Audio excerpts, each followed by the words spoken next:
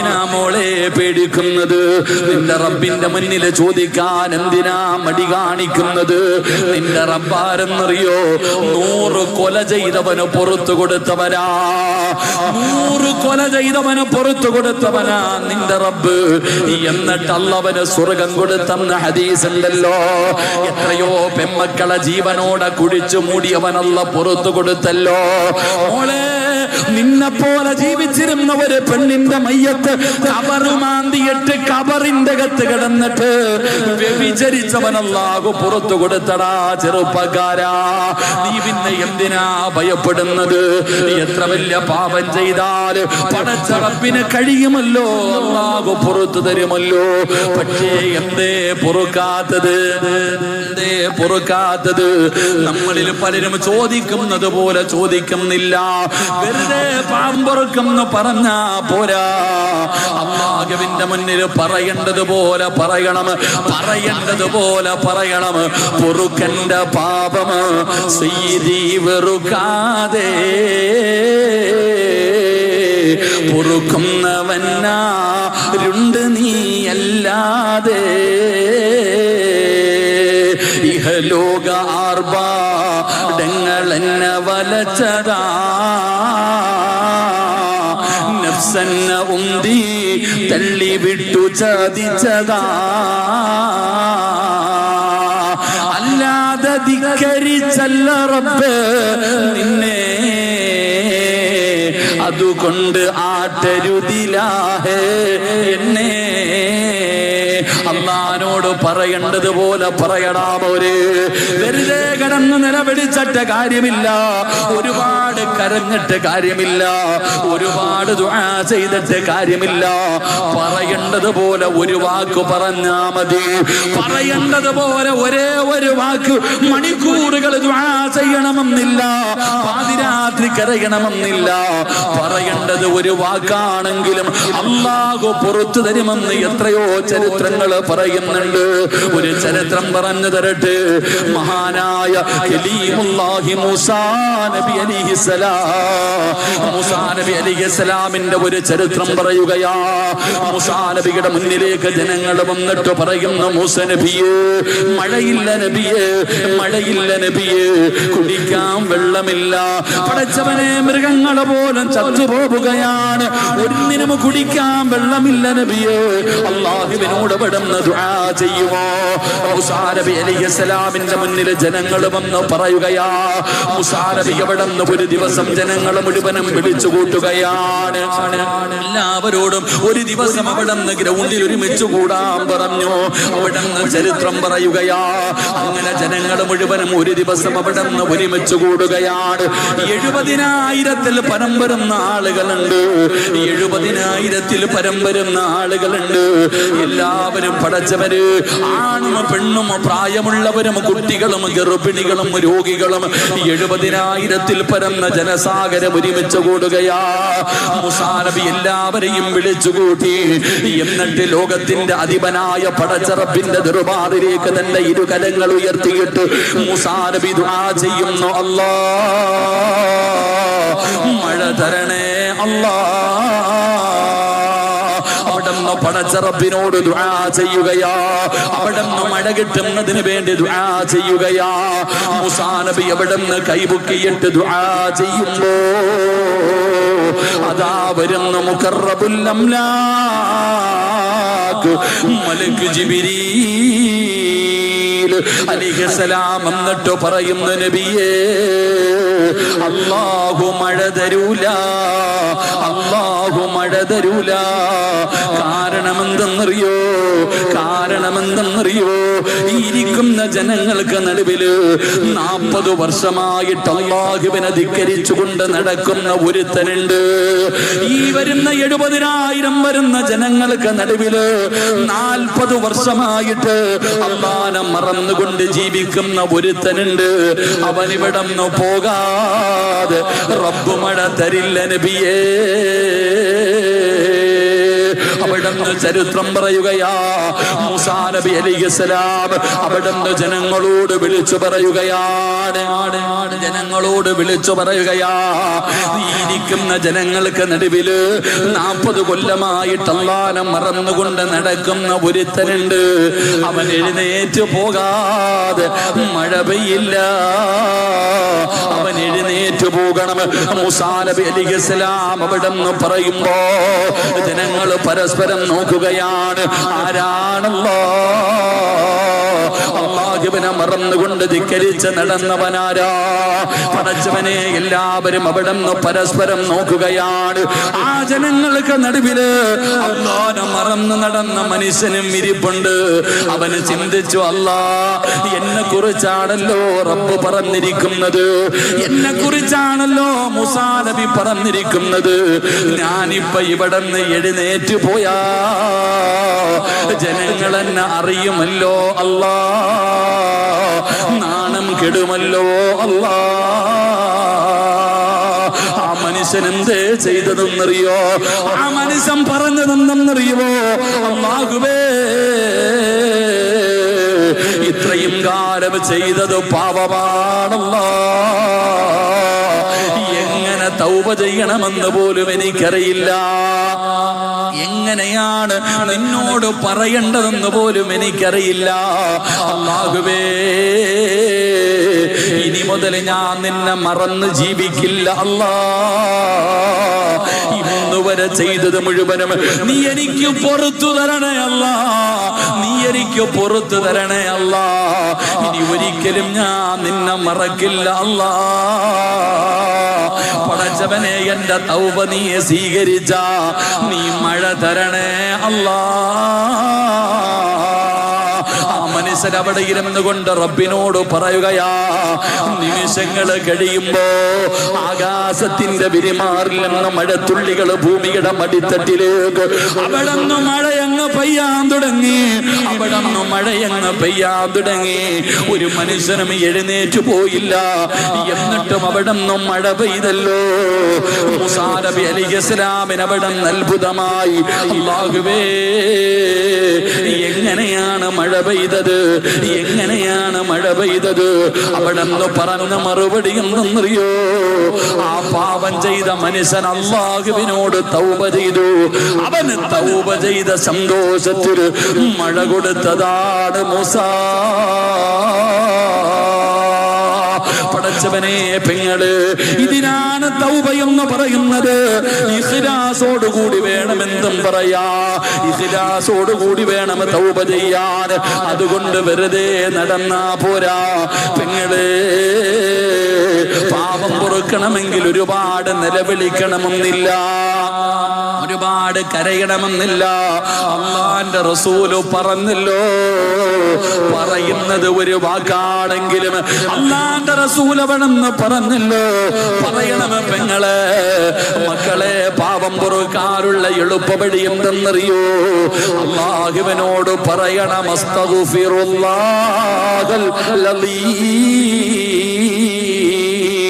അബൂ ഹുറൈറ തങ്ങൾ പറഞ്ഞല്ലോ, ഇസ്തിഗ്ഫാർ തൗബയാണെന്ന് ആദരവായ പ്രവാചകൻ നബി മുഹമ്മദ് മുസ്തഫ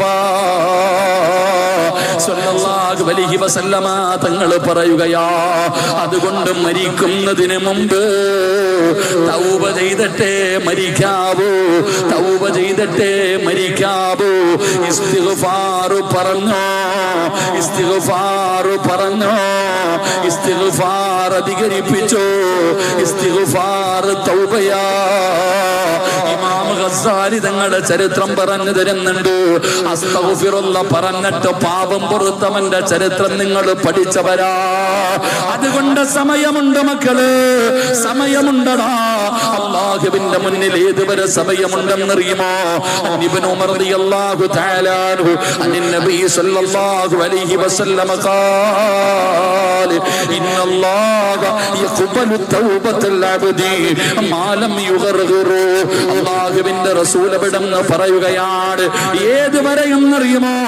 റൂഹ് തൊണ്ടക്കുഴിയിലെത്തുന്ന സമയം വരെ നിന്റെ തൗബ അല്ലാഹു സ്വീകരിക്കുമെന്ന് ആദരവായ പ്രവാചകൻ നബി മുഹമ്മദ് മുസ്തഫ സല്ലല്ലാഹു അലൈഹി വസല്ലമ തങ്ങൾ അവിടെ നിന്ന് പറയുമ്പോ ഈ സദസ്സിൽ ഒരുമിച്ച് കൂടിയ ആടുങ്ങളോടും പെണ്ണുങ്ങളോടും അവിടെ ആത്മാർത്ഥമായിട്ട് പറയുകയാ, തൗബ ചെയ്യാതെ പിരിയല്ലേ.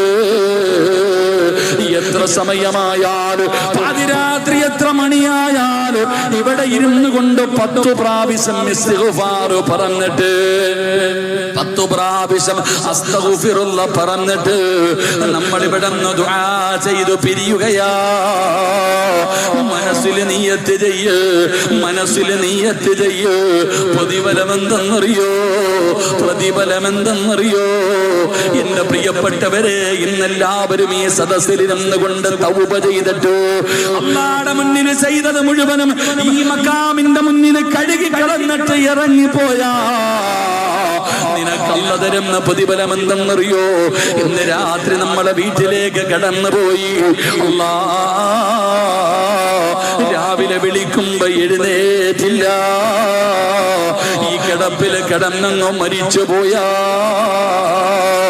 നാളെ രാവിലെ വരക്കൽ പള്ളിയിൽ വിളിച്ചു പറയുമല്ലോ, ഇന്നാ ലില്ലാഹി വ ഇന്നാ ഇലൈഹി റാജിഊൻ. മരണവാർത്ത വിളിച്ചു പറയുമല്ലോ, ജനങ്ങൾ മുഴുവനും വീട്ടിലേക്ക് ഒഴുകുമല്ലോ. അവസാനം വീടിന്റെ പരിസരത്ത് നിന്നെ എടുത്ത് കടത്തിയിട്ട് ചെറിയ ചൂടുള്ള വെള്ളത്തിൽ നിന്റെ മയ്യത്ത് കുളിപ്പിച്ചു. എന്നിട്ട് റബ്ബേ, കടയിൽ നിന്ന് വാങ്ങിക്കൊണ്ടുവന്ന ഏറ്റവും വില കുറഞ്ഞ ജീവിതത്തിൽ ഒരിക്കലും ധരിക്കാത്ത 3 കഷ്ടമ തുണിയുണ്ടല്ലോ, ആ തുണിക്കകത്തേക്ക് നമ്മളെ മലർത്തിക്കിടത്തുമല്ലോ. എന്നിട്ട് പടച്ചവനെ കുറച്ച് പഞ്ഞി എടുത്തിട്ട് അതിനകത്ത് സുഗന്ധം തേച്ചിട്ട് മൂക്കിന്റെ ദ്വാരം പഞ്ഞി കൊണ്ടടയ്ക്കുന്നേ. കാണേണ്ടവർ കണ്ടോ, ഇതാ പൊതിയുന്നേ. മയ്യത്തുകട്ടിൽ തോളിലേക്കുയരുന്നേ. പുരയ്ക്കുള്ളിലപ്പോൾ രോദനം ഉയരുന്നേ. അരുമക്കിടാങ്ങൾ വാപ്പയെ വിളിക്കുന്നേ. അതിനുത്തരം നൽകാതെ നീ കിടക്കുന്നേ. നാളെ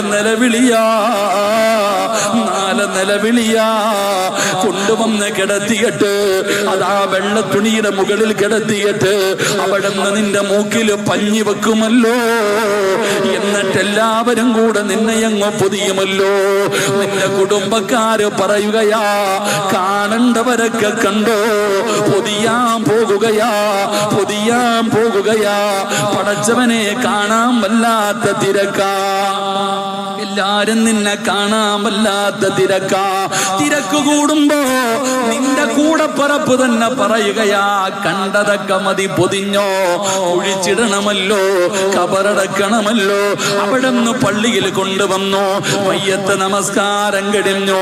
6 അടി മണ്ണിലേക്ക് കൊണ്ടുപോകുമ്പോ തൗബ ചെയ്ത് മരിച്ചവര്, ഇസ്തിഗ്ഫാർ പറഞ്ഞിട്ട് മരിച്ചവര്, ഇന്ന് ഈ മജ്‌ലിസിലിരുന്ന് ദുആ ചെയ്തിട്ട് പോയ ഉമ്മ, നീ എത്ര വലിയ പാപം ചെയ്തവളാണെങ്കിലും, നീ എത്ര വലിയ ദ്രോഹം ചെയ്തവളാണെങ്കിലും, ഇന്നിവിടെ ഇരുന്ന് കരഞ്ഞിട്ട് റബ്ബിന്റെ മുന്നിൽ പറഞ്ഞിട്ട് പോയാ, ഈ പോകുന്ന വഴിയിൽ നീ മരിച്ചാ നിനക്കല്ല തരുന്ന പ്രതിഫലം ഞാൻ പറയൂല. എന്തിനാ നിനക്ക് തരുന്നത് പറയുന്നത്? അല്ലാഹുവിന്റെ റസൂല് പറയുകയാ, വരക്കൽ പള്ളിയുടെ ഖബർസാനിൽ നിനക്കൊരുക്കി വെച്ചിരിക്കുന്ന 6 അടി മണ്ണിന്റെ ഖബറുണ്ടല്ലോ, ആ ഖബറിന്റെ അകത്തേക്ക് നിന്റെ ജനാസ കൊണ്ടുപോകുമ്പോ നമസ്കാരം കഴിഞ്ഞിട്ട്, പള്ളിയിൽ നിന്ന് മയ്യത്ത് നമസ്കാരം കഴിഞ്ഞിട്ട് നിന്റെ ജനാസ ഖബറിലേക്ക് പള്ളിപ്പറമ്പിലേക്ക് കൊണ്ടുപോകുമ്പോ ഖബറാളികൾക്ക് എന്ത് സന്തോഷം എന്നറിയോ? പള്ളിപ്പറമ്പില് പെരുന്നാളിന്റെ ആഘോഷമാ. പള്ളിപ്പറമ്പിൽ കിടക്കുന്ന ഖബറാളികൾക്ക് മുഴുവനും പെരുന്നാളിന്റെ സന്തോഷവാ. എന്തേ കാരണമെന്നറിയോ? അള്ളാഹുവിന്റെ റസൂല് പറഞ്ഞു, സ്വഹാബാ, തൗബ ചെയ്ത ഒരു മനുഷ്യന്റെ മയ്യത്ത് ഖബറിലേക്ക് ഇറക്കി വെച്ചാ ഖബറിന്റെ പരിസരത്ത് കിടക്കുന്നവർക്ക് പോലും അല്ലാഹു പുറത്തു കൊടുക്കുമെന്ന് നബി മുഹമ്മദ് മുസ്തഫ. നബി മുഹമ്മദ് മുസ്തഫ സല്ലല്ലാഹു അലൈഹി വസല്ലം ജീവിതത്തിൽ ചെയ്ത ഒരു പാവം, അല്ല ഞാൻ കള്ളു കുടിച്ചല്ല ഇനി കുടിക്കൂല, അല്ല റബ്ബേ ഞാൻ വ്യഭിചരിച്ചല്ല ഇനി ഒരിക്കലും ഞാൻ ചെയ്യൂല, അല്ല ഒരുപാട് നിസ്കാരം മുടക്കി, എൻ്റെ ഇക്കാനെ ഞാൻ ചതിച്ചു, എൻ്റെ ഭാര്യ എനിക്ക് വേണ്ടി ജീവിച്ച അവളെ ഞാൻ വഞ്ചിച്ചു, അല്ല ഇനി ഞാൻ ചെയ്യില്ല റബ്ബേ എന്ന് അള്ളാഹുടെ മുന്നിൽ കരഞ്ഞു പറഞ്ഞു മരിച്ച നിന്റെ മയ്യത്ത് കൊണ്ടുവച്ച നിന്റെ പരിസരത്ത് കിടക്കുന്നവന് പോലും അള്ളാഹ് പുറത്തു കൊടുക്കുമെന്ന് നബി മുഹമ്മദ് മുസ്തഫ. അള്ളാഹു നമുക്ക് ഈമാൻ നൽകുമാറാകട്ടെ. ഇല്ലല്ല, ഇവനെക്കാരും വലിയ കൊലകൊമ്പന്മാര് പറഞ്ഞിട്ട് ഞാൻ അനങ്ങിയിട്ടില്ല. അല്ല, ഇവനെക്കാരും എത്രയോ വലിയവര് കിടന്നിട്ട് എത്ര വഴുത് പറഞ്ഞ് ഞാൻ അനങ്ങിയിട്ടില്ല. നാളെ നിന്റെ ജനാസ പള്ളിപ്പറമ്പിൽ കൊണ്ടുപോകുമ്പോ കബറാളികൾ പോലും നിന്നെ ശപിക്കും. എടാ നശിച്ചവനെ, അല്ല തന്ന അവസരം കളഞ്ഞല്ലോടാ. റബ്ബ് നിനക്കൊരുപാട് അവസരം തന്നില്ലേ, ഞങ്ങൾക്ക് സമയം കിട്ടിയില്ല, ഞങ്ങൾക്ക് പോലും തൗബ ചെയ്യാനൊന്നും സമയം കിട്ടിയില്ല. അല്ല നിനക്ക് ചാൻസ് തന്നിട്ട് നഷ്ടപ്പെടുത്തി കളഞ്ഞല്ലോടാ. അള്ളാഹു കാത്തിരക്ഷിക്കുമാറാകട്ടെ. ഇതുകൊണ്ട് പെങ്ങളെ, പാപം ചെയ്തവരാ നമ്മളൊക്കെ, അള്ളാഹിനോട് പറ അസ്തഗ്ഫിറുല്ലാഹ്, അസ്തഗ്ഫിറുല്ലാഹ്. കാശ് കൊടുക്കണ്ടല്ലോ. അസ്തഗ്ഫിറുല്ലാഹ് എന്ന് പറഞ്ഞാൽ തൗബയെന്നാ. അങ്ങനെ പറഞ്ഞു കഴിഞ്ഞാൽ നിന്റെ ജീവിതത്തിൽ ചെയ്ത സർവ്വ പാവം അള്ളാഹു പുറത്തു തരും. പക്ഷെ നമ്മുടെ ഉമ്മമാർ അസ്തഗ്ഫിറുല്ലാഹ് പറഞ്ഞിട്ടുണ്ടാ, കയ്യിലോട്ട് മറ്റേ തസ്ബീഹ് അസ്തഗ്ഫിറുല്ലാഹ് അസ്തഗ്ഫിറുല്ലാഹ് അസ്തഗ്ഫിറുല്ലാഹ് അസ്തഗ്ഫിറുല്ലാഹ് അടിയ. ടി വിയുടെ മുന്നിലിരുന്ന് അസ്തഗ്ഫിറുല്ലാഹ്, പരദൂഷണം പറയുമ്പോഴും അസ്തഗ്ഫിറുല്ലാഹ്. സുബ്ഹാനല്ലാഹ്. അള്ളാഹു നമുക്ക് ഈമാൻ നൽകുമാറാകട്ടെ. പണ്ടൊരു ഉസ്താദ് പറഞ്ഞു, തെറ്റുകൾ കണ്ട അസ്തഗ്ഫിറുല്ലാഹ് പറയണം. പണ്ടൊരു ഉസ്താദ് വഴുത് പറഞ്ഞപ്പോൾ പറഞ്ഞു, എന്തെങ്കിലും പെണ്ണുങ്ങളൊക്കെ ഉസ്താദ് ഔറത്ത് മറയ്ക്കാതൊക്കെ നടന്നു പോകുന്നു, അപ്പോൾ നമ്മളെന്ത് കണ്ട അസ്തഗ്ഫിറുല്ലാഹ് പറയണം. പിറ്റേ ദിവസം കുറച്ച് ചെറുപ്പക്കാരിങ്ങനെ പോസ്റ്റിന്റെ മുകളിൽ ഇരിക്കുക. അപ്പോൾ ഒരു ചെറുപ്പക്കാരൻ പറഞ്ഞു അസ്തഗ്ഫിറുല്ലാഹ്. എല്ലാവരും ചോദിച്ചു എവിടെ എളിയാന്ന്, എല്ലാവരും ചോദിച്ചു എവിടെയെന്ന്. കാരണം എന്താ? ഉസ്താദ് പറഞ്ഞെന്താ, എന്തെങ്കിലും തെറ്റ് കണ്ട അപ്പോഴും ഇതാ നമുക്ക് അസ്തഗ്ഫിറുല്ലാഹ്, നമ്മുടെ അസ്തഗ്ഫിറുല്ലാഹ് ഒന്നും പറയാതിരിക്കല നല്ലത്. എല്ലാവർക്കും അറിയാൻ ചെയ്യണത് പാപമാണെന്നറിയാം, തിരുത്താൻ മനസ്സില്ല. ചെയ്യുന്നത് തെറ്റുകളാണെന്ന് അറിഞ്ഞുകൊണ്ട് അതിനേക്കാളും വലിയ അക്രമമുണ്ടോ? അതുകൊണ്ടാണ് തഴവ് ഉസ്താദ് പറഞ്ഞത്,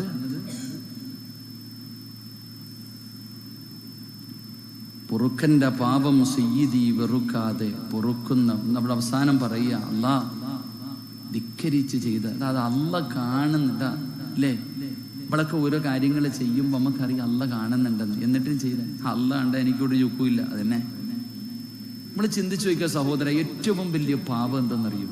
നമ്മളൊന്നും ശിർക്കൊന്നും ചെയ്യൂല. നിങ്ങൾ ചിന്തിച്ചേ, ഏറ്റവും വലിയ പാപം നമ്മൾ വീടിനകത്ത് ആരും കാണാതെ ഇരുന്നൊരു പാപം ചെയ്തുകൊണ്ടിരിക്കുക. ഇപ്പൊ മൊബൈലിനോട് എന്തെങ്കിലും കണ്ടുകൊണ്ടിരിക്കുക, അല്ലെങ്കിൽ എന്തെങ്കിലും ഒരു വൃത്തികേട് ചെയ്തുകൊണ്ടിരിക്കുക. പെട്ടെന്ന് ആരെങ്കിലും വരുന്ന ശബ്ദം കേട്ടാൽ അപ്പം എടുത്ത് മാറ്റും.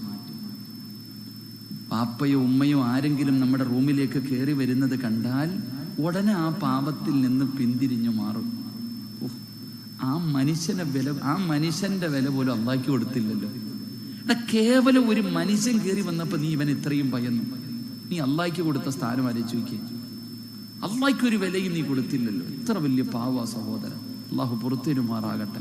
ഇത് ചിന്തിക്കാത്തതാ. അതുകൊണ്ടാ മഹാന്മാര് പറഞ്ഞത്, ഒരു ചെറുപ്പക്കാരൻ പറയുന്നു, എനിക്ക് പാവങ്ങൾ ചെയ്യാൻ തോന്നുകയാണ്, ഇപ്പോഴും ഞാൻ നശിച്ചു, എൻ്റെ തെറ്റിലേക്ക് ഞാൻ പോകാം, എന്താ വഴി? മഹാനവറുകൾ പറഞ്ഞു കൊടുത്തു, പറയടാ മോനെ, അല്ലാഹു ഹാലിരി, അല്ലാഹു നാലിരി, അല്ലാഹു ഷാഹിദി, അല്ലാഹു മഴി. മോനെ, അള്ളാഹിനെ കുറിച്ചുള്ള അല്ല കാണുന്നുണ്ട്, അള്ളയാ സാക്ഷി, വേറെ ആരുമല്ല.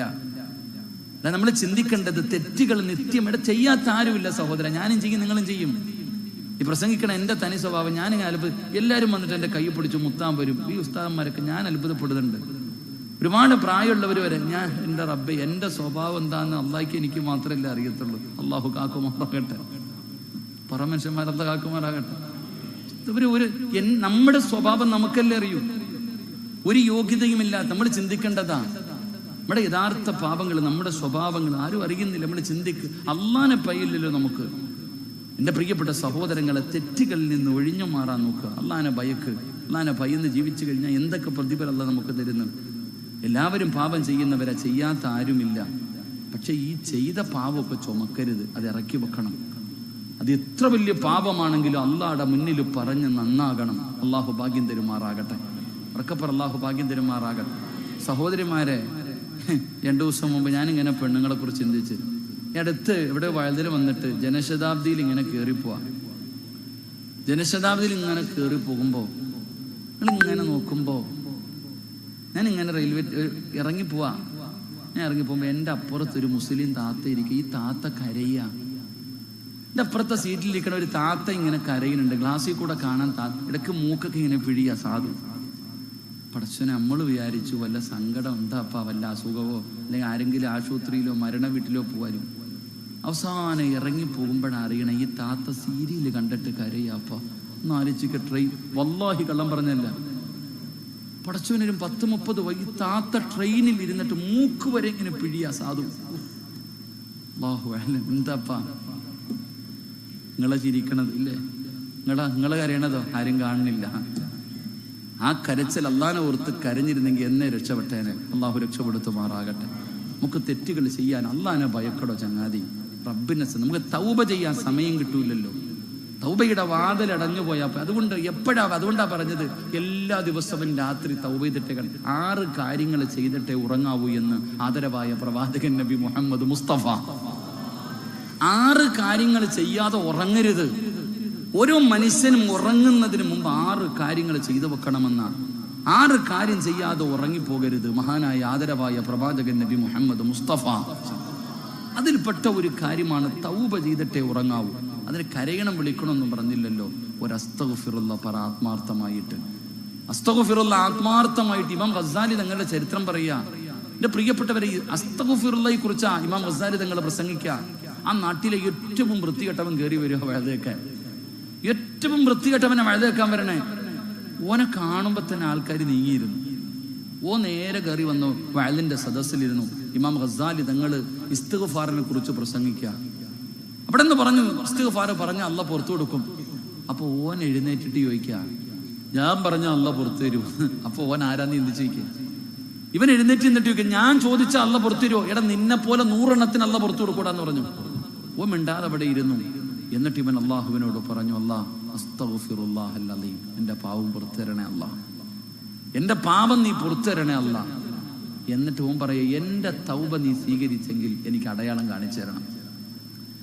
എൻ്റെ തൗബ നീ സ്വീകരിച്ചെങ്കിൽ എനിക്ക് അടയാളം കാണിച്ചു തരണം. 3 അടയാളങ്ങൾ ചരിത്രം പറയുക. ഓൻ പറഞ്ഞു, 1, എനിക്ക് ഇൽമ പഠിക്കാൻ, നിന്റെ ഇൽമ എനിക്ക് തരണം. അള്ളാഹുവേ, നിന്റെ ഇൽമ എനിക്ക് തരണം. 1, ഈ മനുഷ്യൻ പറയുന്നു, അസ്തഗ്ഫിറുല്ലാ പറഞ്ഞ പാപം പൊറുക്കും. അല്ലാ, നീ ഒരിക്കലും ഞാൻ ചെയ്യില്ല. ആത്മാർത്ഥമായിട്ട് പറഞ്ഞു. എന്നിട്ട് പറഞ്ഞു, എൻ്റെ പാപം നീ പുറത്തെങ്കിൽ, എൻ്റെ തൗബ സ്വീകരിച്ചെങ്കിൽ എനിക്ക് നിന്റെ ഇൽമ പഠിക്കാൻ ആഗ്രഹം തരണം, എനിക്ക് ഇൽമ തരണം. 2, പടച്ചോനെ, എനിക്ക് കഴിക്കാനുള്ള ഭക്ഷണം നീ തരണം. 3, എൻ്റെ ശബ്ദം നീ തുറന്നു തരണം, ഏറ്റവും മനോഹരമായ ശബ്ദം. അവസാനം സദസ്സ് കഴിഞ്ഞ് എല്ലാവരും ഇറങ്ങിപ്പോകുമ്പോ ഈ മനുഷ്യൻ അള്ളാഹു ഇൽമു പഠിക്കാനുള്ള ആഗ്രഹം കൊടുത്തു. ഇമാം ഗസാലി തങ്ങളെടുത്ത് വിട്ട് പറഞ്ഞു, എനിക്ക് ഇൽമു പറഞ്ഞു തരാൻ. നിമിഷങ്ങൾക്കുള്ളിൽ അള്ളാഹു റിസൾട്ട് കൊടുത്തു.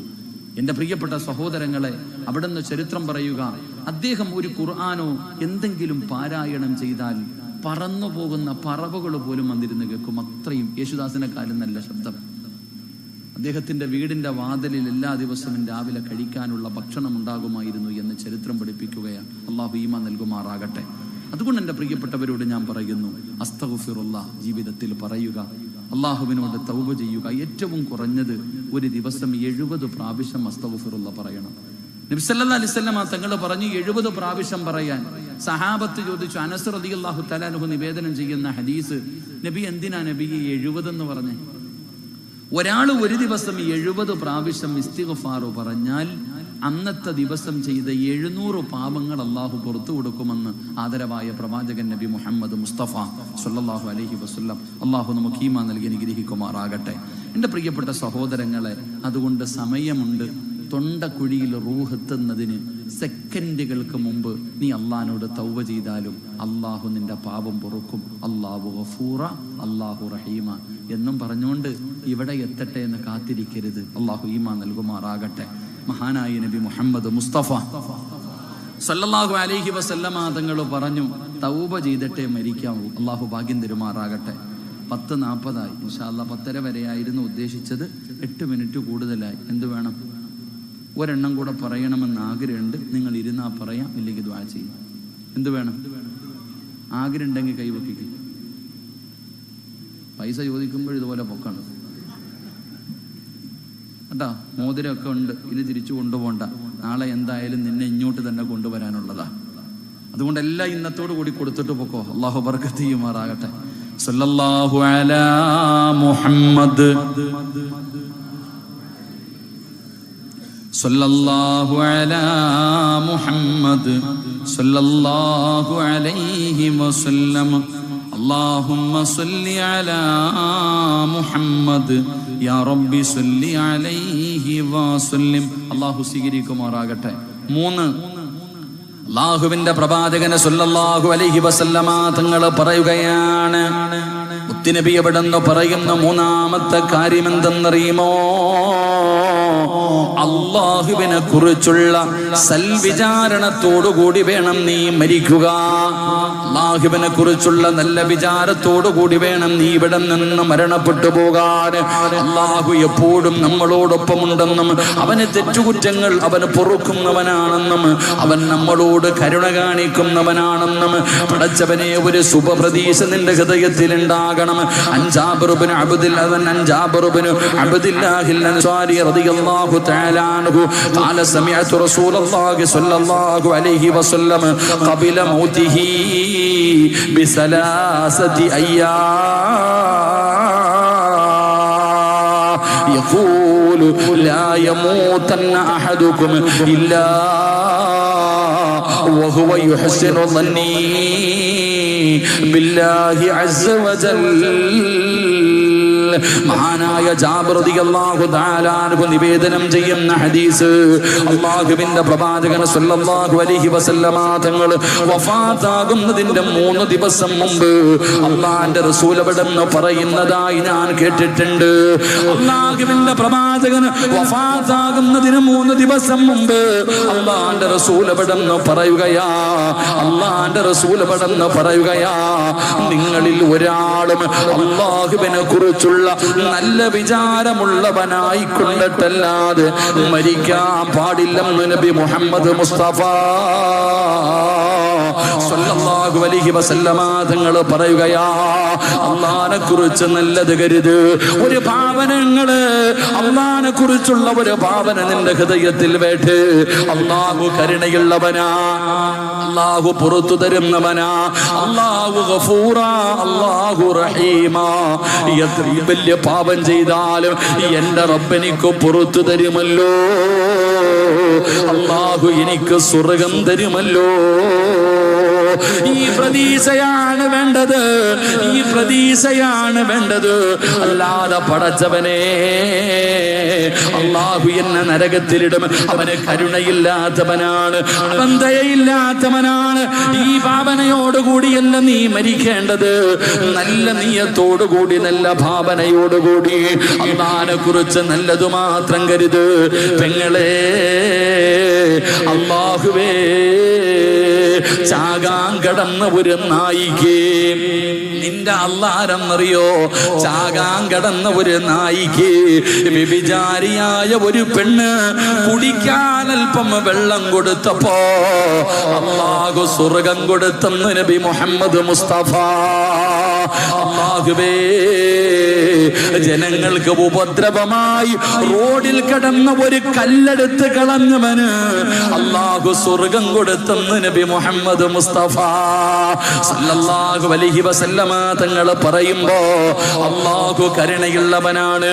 അവിടെന്ന് ഹദീസിൽ കാണാം, മഹാനായ സ്വഹാബി അവിടെന്ന് പറഞ്ഞു തരികയാ, നാളെ പടച്ച റബ്ബിന്റെ മുന്നിൽ ഒരു അടിമയെ കൊണ്ടുവരികയാണ്.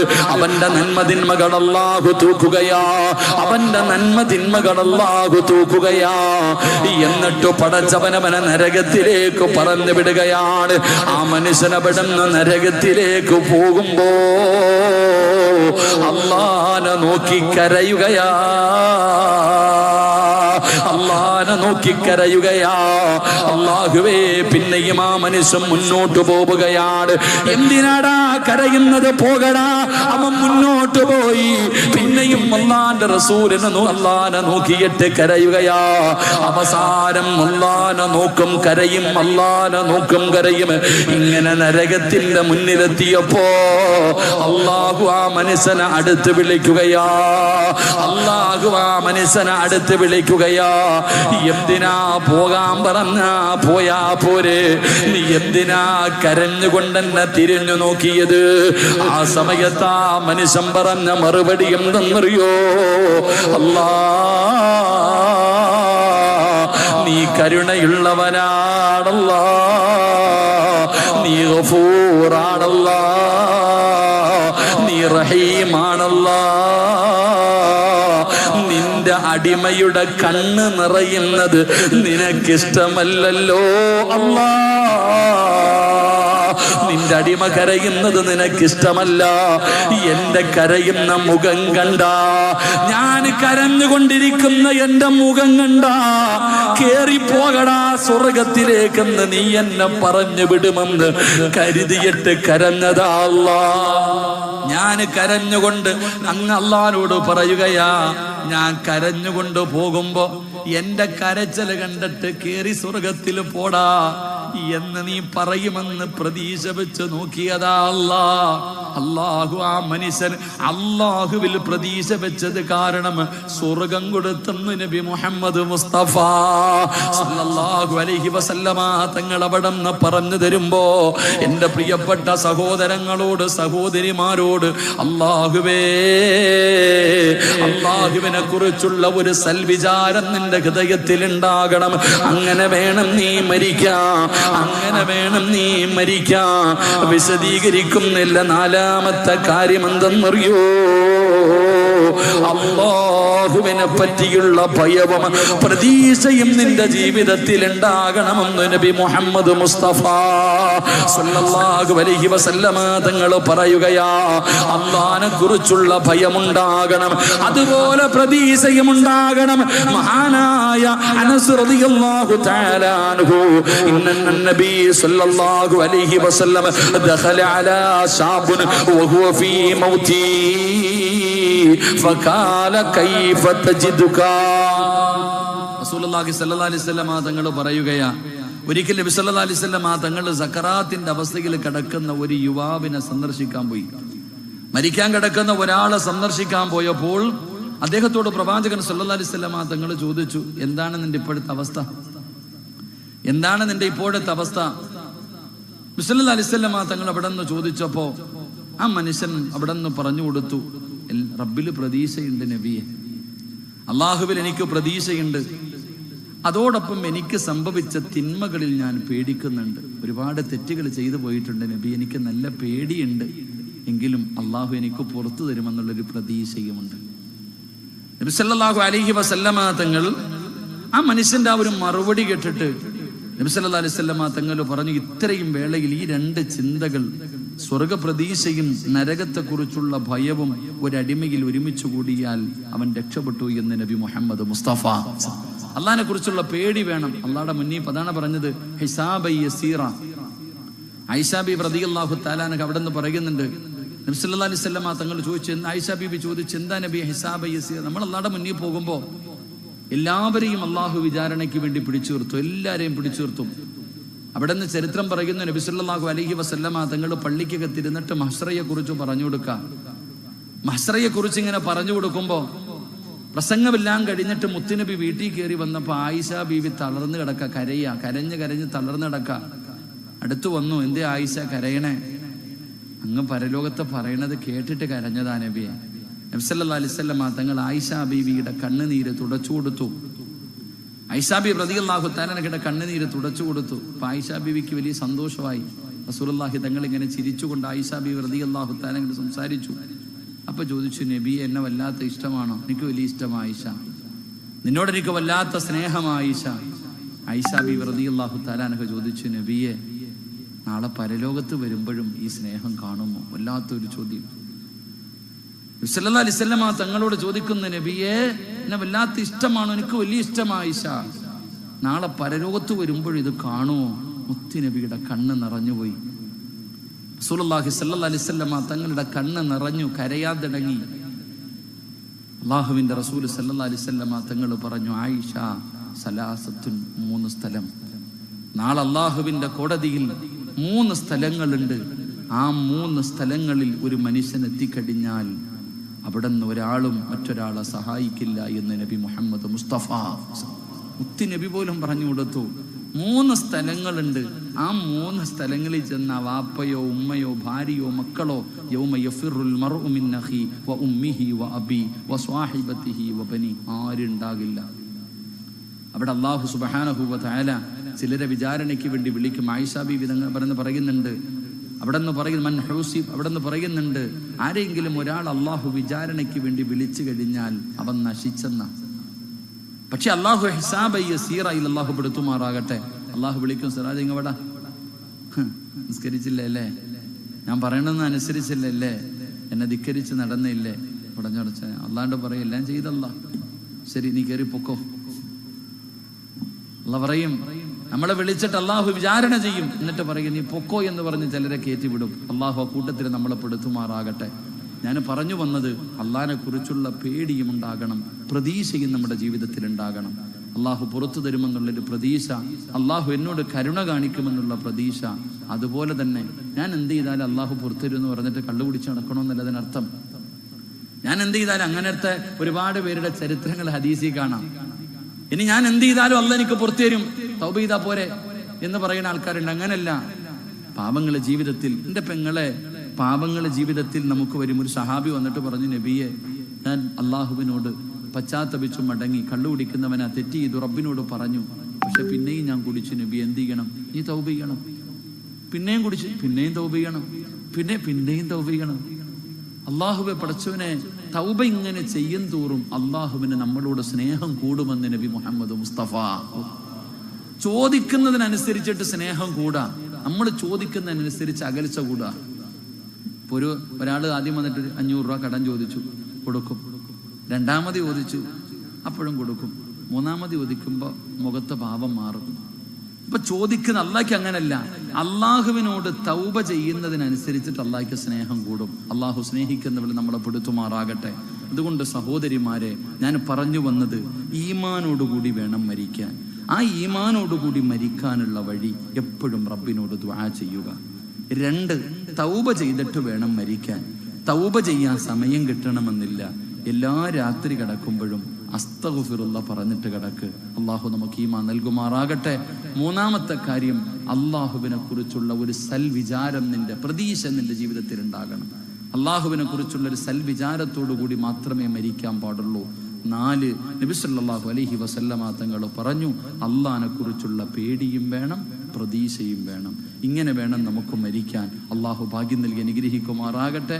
5-ാമത്തെ കാര്യം, മഹാനായി നബി മുഹമ്മദ് മുസ്തഫ സല്ലല്ലാഹു അലൈഹി വസല്ലമ തങ്ങൾ പറഞ്ഞു, എൻ്റെ പ്രിയപ്പെട്ട സഹോദരങ്ങളെ, അവിടെ നിന്ന് പരിശുദ്ധമായ ഖുർആൻ പറയുകയാ, വസിയ്യത്ത് ചെയ്തിട്ട് വേണം മരണപ്പെടാൻ. അള്ളാഹു ഭാഗ്യം തരുമാറാകട്ടെ. അല്ലാഹുവിന്റെ പരിശുദ്ധമായ ഖുർആൻ പറയുകയാ, കുതിബ അലൈക്കും ഇദാ ഹദറ അഹദുകുമുൽ മൗത്ത് ഇൻ തറക ഖൈറനൽ വസിയ്യതു ലിൽ വാലിദൈനി വൽ അഖറബൈൻ ബിൽ മഅറൂഫ് ഹഖൻ അലൽ മുത്തഖീൻ. അല്ലാഹുവിന്റെ വിശുദ്ധമായ ഖുർആൻ അവിടെന്ന് പറയുകയാണ്, വസിയത്ത് ചെയ്തിട്ട് വേണം മരണപ്പെടാൻ, വസിയത്ത് ചെയ്തിട്ട് വേണം മരണപ്പെടാൻ. പടച്ചവനെ, ആരാണ് അങ്ങനെ വസിയത്ത് ചെയ്യുന്നത്? എന്റെ പ്രിയപ്പെട്ടവരെ, കൊണ്ടതാണ് അല്ലാഹുവിന്റെ റസൂല് പറഞ്ഞല്ലോ, 6 കാര്യങ്ങൾ ചെയ്യാതെ ഉറങ്ങരുത്. 6 കാര്യങ്ങൾ ചെയ്യാതെ ഉറങ്ങരുത്. ഇന്ന് ഈ സദസ്സിലിരിക്കുന്നവരോട് ഒരു ഇൽമു പഠിച്ചോ. ഇത്രയും പറഞ്ഞത് നിങ്ങൾ മറന്നാലും ഇത് മറക്കരുത്. ഇത്രയും നേരം പറഞ്ഞത് മുഴുവനും മറന്നുപോയാലും ഇത് മറക്കല്ലേ. ഇന്നുറങ്ങുന്നതിന് മുമ്പ് നീ ആർക്കൊക്കെ പൈസ കൊടുക്കാനുണ്ട്, നീ നിന്റെ ഭാര്യയോട് പറയണം, അല്ലെങ്കിൽ എഴുതി വെക്കണം.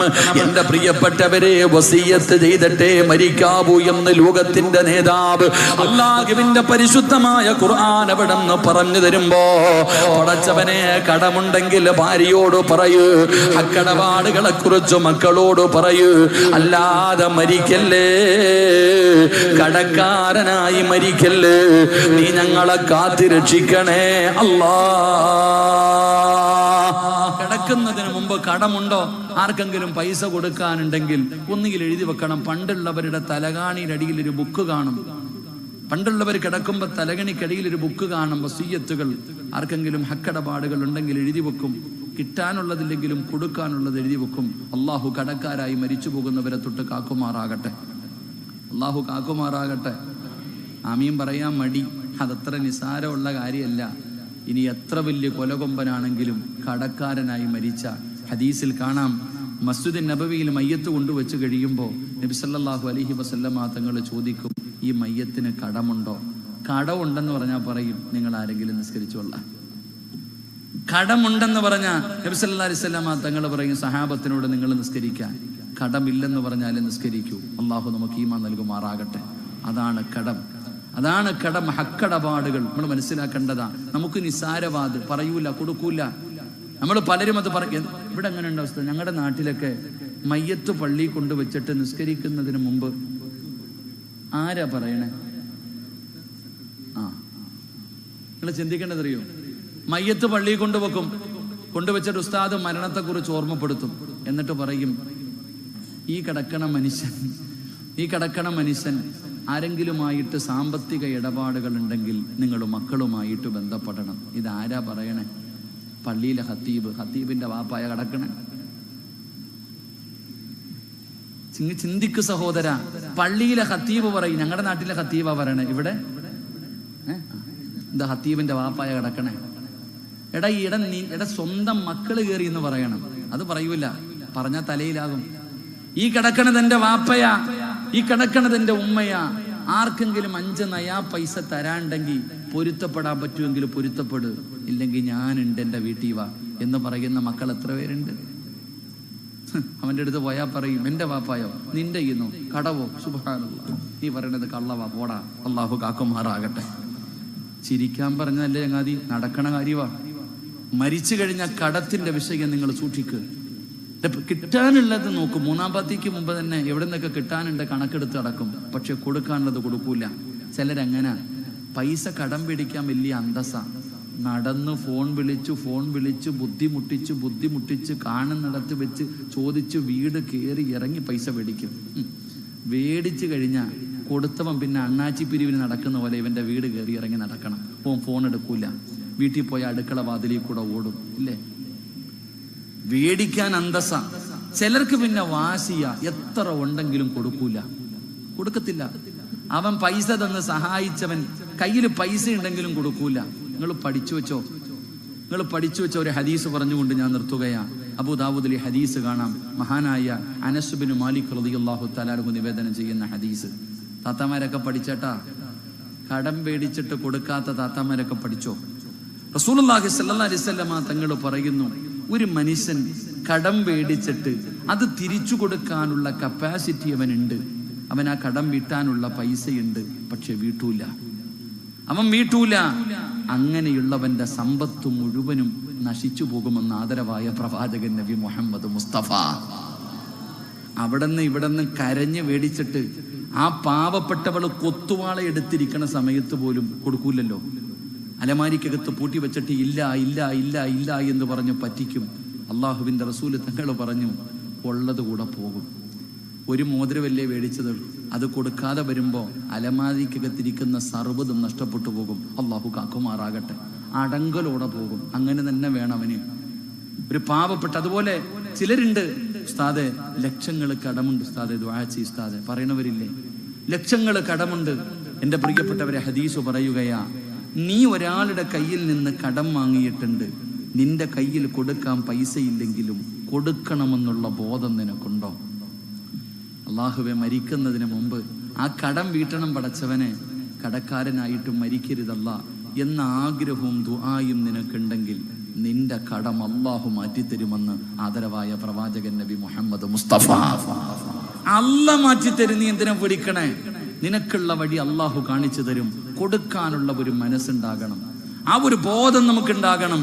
ആ ഒരു ചിന്തയോടുകൂടി കഴിഞ്ഞു കഴിഞ്ഞാൽ നമ്മുടെ കടം മാറ്റാനുള്ള വഴി അള്ളാഹു തുറന്നു തരും. അള്ളാഹു നമ്മളെ കടക്കാരായി മരിക്കുന്നവരെ തൊട്ട് അള്ളാഹു കാത്തിരക്ഷിക്കുമാറാകട്ടെ. അതുകൊണ്ട് എൻ്റെ പ്രിയപ്പെട്ട സഹോദരങ്ങളോട്, സഹോദരിമാരോട്, എൻ്റെ പ്രിയപ്പെട്ടവരെ, നമുക്ക് മരണത്തിന് വേണ്ടി ഒരുങ്ങാൻ പറ്റണം.